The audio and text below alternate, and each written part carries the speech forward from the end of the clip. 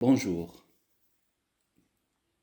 Dans cette vidéo, on va consacrer notre travail à déterminer une concentration ou bien une quantité de matière pour une espèce donnée.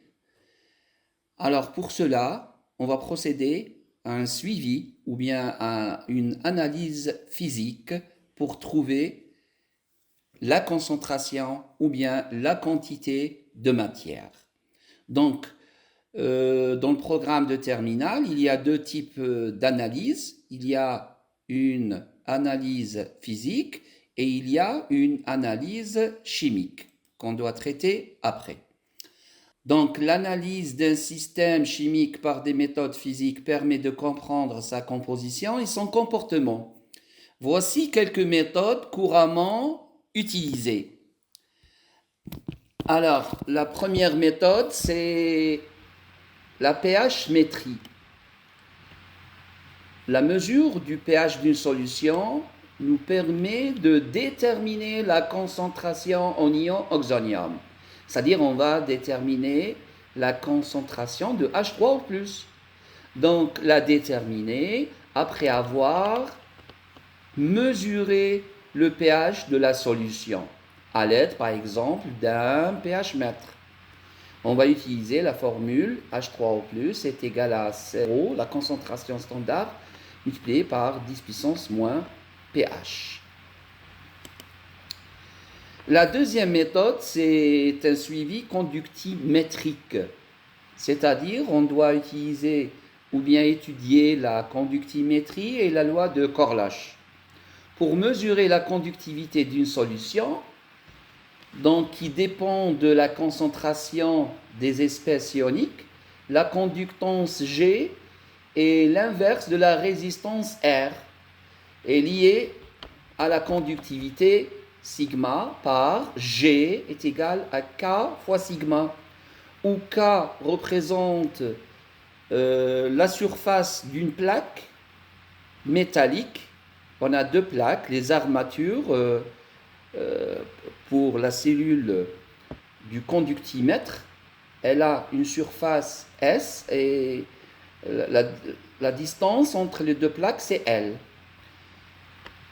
Pour la conductivité sigma, elle est en siemens par mètre et la conductance, elle est en siemens. Donc, c'est quoi le siemens? C'est des ohms moins 1, c'est-à-dire ampère sur volt. Donc après, il y a une vidéo consacrée à la conductimétrie. Donc, on a notre source de tension, c'est le GBF. On a les deux plaques à l'intérieur d'une solution. On va utiliser un ampèremètre et un voltmètre pour mesurer l'intensité du courant et la tension électrique et après déterminer la conductance. Troisième possibilité, c'est la spectroscopie UV visible et loi de Beer-Lambert, vue auparavant en classe de première. Donc, elle permet d'analyser la concentration dans l'absorbance A. La loi de Beer-Lambert relie l'absorbance à la concentration C par la relation suivante. Donc, on a l'absorbance A, elle est sans unité, elle est égale à epsilon fois L fois C, qui est égal à K fois C, où K c'est un coefficient. Ce coefficient, il dépend d'un autre coefficient, c'est le coefficient d'extinction molaire de l'espèce chimique, il est en litres par mol par centimètre. Et pour le L, c'est la largeur de la cuve, il est en centimètres. Donc, on voit d'après ce graphe-là, il y a une absorbance. L'absorbance maximale à une certaine longueur d'onde maximale, qu'on note lambda max.